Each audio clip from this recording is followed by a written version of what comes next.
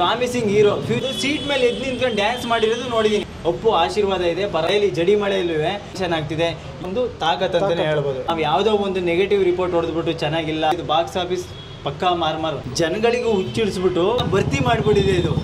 ನಮ್ಮ ಮತ್ತೊಬ್ಬರು ಬ್ರೋ ಇದ್ದಾರೆ, ಸೊ ಅವರ ಒಪಿನಿಯನ್ ಕೇಳೋಣ. ಯುವ ಅವರ ಆ್ಯಕ್ಟಿಂಗು, ಡ್ಯಾನ್ಸು ಮತ್ತು ಫೈಟು, ಓವರಾಲ್ ಪರ್ಫಾರ್ಮೆನ್ಸು ಯಾವ ಥರ ಇದೆ? ಈ 1 ವೀಕಿಂದ ನೀವು ನೋಡ್ಕೊಂಬಂದಿದ್ದೀರಾ, ಇವತ್ತು ಕೂಡ ಸಿನಿಮಾ ನೋಡಿದ್ದೀರಾ, ಅದರ ಬಗ್ಗೆ ನಿಮ್ಮ ಅಭಿಪ್ರಾಯ ಬ್ರೋ? ಬ್ರೋ, ಎಷ್ಟೋ ಮೂವಿಗಳು ಬಂದೋದು, ಎಲ್ಲ ಥಿಯೇಟ್ರು ಖಾಲಿ ಹೊಡಿತಿದ್ವು. ಬಟ್ ಎಕ್ಕ ಬಂದಮೇಲೆ ಥಿಯೇಟ್ರ್ ಸೀಟು ಖಾಲಿ ಇಲ್ಲ ಅಂತ ಹುಡುಕ್ತಿಲ್ಲ, ಖಾಲಿ ಆಗಿರೋ ಸೀಟ್ ಜನ ಭರ್ತಿ ಮಾಡಿಬಿಟ್ಟಿದೆ ಇದು, ಓಕೆನಾ? ಸೊ ಹಂಗಾಗಿ ಜನರಿಗೆ ಅಟ್ರ್ಯಾಕ್ಟ್ ಆಗ್ಬಿಡ್ತು. ಬ್ಯಾಂಗಲ್ ಬಂಗಾರಿ ಅನ್ನೋ ಒಂದು ವೈರಲ್ ಸಾಂಗು ಜನಗಳಿಗೂ ಹುಚ್ಚಿಡಿಸ್ಬಿಟ್ಟು ಇಡೀ ಚಿಕ್ಕ ವಯಸ್ಸಿಂದ ಮಕ್ಕಳಿಂದ ಹಿಡಿದು ಮುದುಕಿಯವರು ಬಂದು ನೋಡ್ತವ್ರೆ ಅಂದರೆ ಅದು ದೊಡ್ಡ ಮನೆ ಫ್ಯಾನ್ಸೇ ಆಗಿರ್ಬೋದು, ಹೊರಗಡೆ ಅಷ್ಟು ರೀಚ್ ಆಗಿದೆ. ಅರ್ಥ ಆಯ್ತಾ? ತುಂಬಾ ಖುಷಿ ಇದೆ. ಬಟ್ ಇದು ಎಕ್ಕ ಮಾರ್ಮಾರಲ್ಲ, ಇದು ಬಾಕ್ಸ್ ಆಫೀಸ್ ಪಕ್ಕಾ ಮಾರ್ಮಾರು ಅಂತಲೇ ಹೇಳ್ಬೋದು. ಯಾಕೆಂದರೆ ಇವಾಗಿದು ಬ್ರೇಕ್ ಬೇಕಿತ್ತು. ಯುವ ಮೂವಿದು ಸ್ಟಾರ್ಟಿಂಗ್ ಅಷ್ಟು ರೀಚ್ ಆಗಲಿಲ್ಲ ಅಂದ್ರೂ ಎಕ್ಕದಲ್ಲಿ ಸ್ಯಾಂಡಲ್ವುಡ್ ಎಕ್ಕ ಅಂತಂದರೆ ಪ್ರೂವ್ ಮಾಡ್ಕೊಬಿಟ್ರು. ಸೊ ತುಂಬಾ ಚೆನ್ನಾಗಿದೆ. ಯಾವುದು ನೆಗೆಟಿವ್ ಎಲ್ಲರೂ ಹೇಳ್ಬೋದು, ರೆಕ್ಕೆ ಪುಕ್ಕ ಅಂತ ಏನೇ ನೆಗೆಟಿವ್ ಹೇಳಿದ್ರು, ಫಸ್ಟ್ ಹಾಫ್ ಹಿಂಗಿತ್ತು, ಸೆಕೆಂಡ್ ಹಾಫು ಅಂತೆಲ್ಲ. ಬಂದು ಕನ್ನಡ ಸಿನಿಮಾನ ಬಂದು ನೋಡಬೇಕು. ಅರ್ಥ ಆಯ್ತಾ? 100-150 ರೂಪಾಯಿ ದುಡ್ಡು ಕೊಟ್ಟು ನಾವು ಟಿಕೆಟ್ ಕೊಟ್ಟು ನೋಡ್ತೀವಿ ಅಂದರೆ ಕೋಟ್ಯಾಂತರ ದುಡ್ಡು ಹಾಕಿ ಅವರು ಮೂವಿ ಮಾಡಿರ್ತಾರಲ್ವಾ.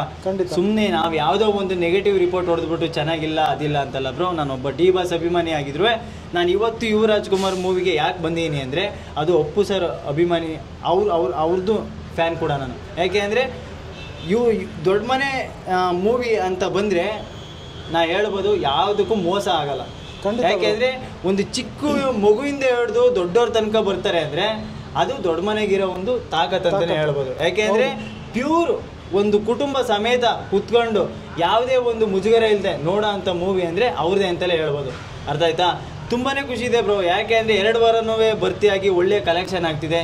ಇವತ್ತು ನಾವು ಬಂದಿದ್ದೀವಿ ಅಂದರೆ ಅದು ಮಳೆಯಲ್ಲಿ ಜಡಿ ಮಳೆಯಲ್ಲೂ ಬಂದಿದ್ದೀವಿ ಅಂದರೆ ಎಕ್ಕ ಒಳ್ಳೆ ಹೋಗ್ತಿದೆ.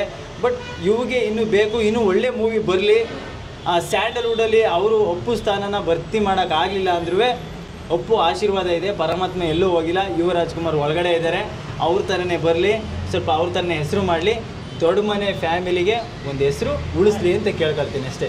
ಸೂಪರ್ ಬ್ರೋ, ತುಂಬ ಚೆನ್ನಾಗಿ ಹೇಳಿದ್ರಿ. ಸೊ ನೀವೊಂದು ಮೆನ್ಷನ್ ಮಾಡಿದ್ರಿ ಏನಂದರೆ ಫ್ಯಾಮಿಲಿ ಆಡಿಯನ್ಸ್ ಬರ್ತಾ ಇದ್ದಾರೆ ಅಂತ. ಸೊ ಲಾಸ್ಟ್ ವೀಕ್ ನಾನು ಕೂಡ ರಿವ್ಯೂ ಮಾಡಿದಾಗ ನನಗೂ ಗೊತ್ತಾಯಿತು. ನಾನು ತುಂಬ ಫ್ಯಾಮಿಲಿ ಆಡಿಯನ್ಸ್ನ ನೋಡಿದೆ. ಅದರಲ್ಲಿ ಎಸ್ಪೆಷಲಿ ಹೆಣ್ಮಕ್ಳು ತುಂಬ ಜನ ಬಂದು ನೋಡ್ತಾ ಇದ್ದಾರೆ. ಕೆಲವೊಂದು ಮೂವಿಗಳಲ್ಲಿ ಹೆಣ್ಮಕ್ಳು ಕೂರೋದಕ್ಕಾಗಲ್ಲ, ಆ ಥರ ಡೈಲಾಗ್ಸ್ ಇರುತ್ತೆ, ಕೆಲವೊಂದು ಸೀನ್ಗಳು ಆ ಥರ ಇರುತ್ತೆ. ಸೊ ಲಾಸ್ಟ್ ವೀಕ್ ರಿವ್ಯೂನಲ್ಲಿ ನಾನು ಕೇಳಿದಾಗ ಸೊ ತುಂಬ ಹೆಣ್ಮಕ್ಳು ಹೇಳಿದ್ರು, ಎಸ್ಪೆಷಲಿ ಮದುವೆ ಆಗಿರೋರು ಆಗದೇ ಇರೋರು ಪ್ರತಿಯೊಂದು ಹೆಣ್ಮಕ್ಳು ಬಂದು ಕೂತ್ಕೊಂಡು ನೋಡ್ಬೋದು. ಒಂದೇ ಒಂದು ಅಸಹ್ಯಕರವಾದ ಡೈಲಾಗು ಇಲ್ಲ, ಸೀನು ಇಲ್ಲ ಅಂತ ಹೇಳಿದ್ರು. ಅದ್ರ ಬಗ್ಗೆ ನಿಮ್ಮ ಅಭಿಪ್ರಾಯ ಬ್ರೋ? ನಿಜ. ಯಾಕೆಂದರೆ ಎಲ್ಲ ಮೂವಿಲೂ ನಾವು ಪಡ್ಡೆಯವರು ನೋಡ್ತೀವಿ, ಚೀರಾಟ ಇರ್ಬೋದು, ಕೂಗಾಟ ಇರ್ಬೋದು, ಕೇಕೆ ಹಾಕೋದ್ರಿಂದ ಹಿಡಿದ್ಬಿಟ್ಟು ಬೇರೆ ಥರ ಎಲ್ಲ ಇದೆ. ಬಟ್ ಇದರಲ್ಲಿ ಎಲ್ಲ ಥರ ಇದ್ರೂ ಹೆಣ್ಮಕ್ಳು ಸ್ಟಾರ್ಟಿಂಗಿಂದ ಹಿಡಿದು ಕೊನೆ ತನಕ ಯಾವುದೇ ಮುಜುಗರ ಇಲ್ದಲೆ ಕೂತ್ಕೊಂಡು ನೋಡಿ ಅವರು ಚಪ್ಪಾಳೆ ಹೊಡೆದು ಸೀಟ್ ಮೇಲೆ ಎದ್ದು ನಿಂತ್ಕೊಂಡು ಡ್ಯಾನ್ಸ್ ಮಾಡಿರೋದು ನೋಡಿದ್ದೀನಿ. ಆದರೆ ಯಾವ ಸಾಂಗಿಗೆ ಅಂದರೆ ಬ್ಯಾಂಗಲ್ ಬಂಗಾರಿ. ಯಾಕೆ ಅಂದರೆ ಪ್ರತಿಯೊಂದು ಸೀನನ್ನು ಎಂಜಾಯ್ಮೆಂಟ್ ಮಾಡ್ತಾ ಇದ್ದಾರೆ, ಯಾವುದು ಮುಜುಗರ ಪಡೋ ಅಂಥ ಸೀನೇ ಇಲ್ಲ.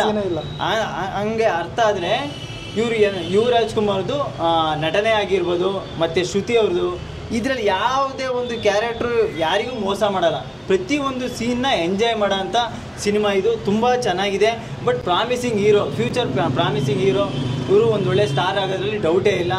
ಪ್ರತಿ ಹೆಣ್ಮಕ್ಳು ಇಷ್ಟಪಡ್ತವ್ರೆ ಅಂದರೆ ಇನ್ನು ಮುಂದೆ ಹೇಳೋದಕ್ಕೂ ಆಗಲ್ಲ. ಫ್ಯಾನ್ ಬೇಸ್ ಬಂದರೂ ಬಂತು. ಆದರೆ ಖುಷಿ ಇದೆ ಬ್ರೋ, ನಮ್ಮ ಕನ್ನಡ ಇಂಡಸ್ಟ್ರೀಲಿ ಒಂದು ಒಳ್ಳೆಯ ನಟ ಬಂದರು ಅಂತ ಹೇಳೋದಕ್ಕೆ ಹೆಮ್ಮೆ ಇದೆ.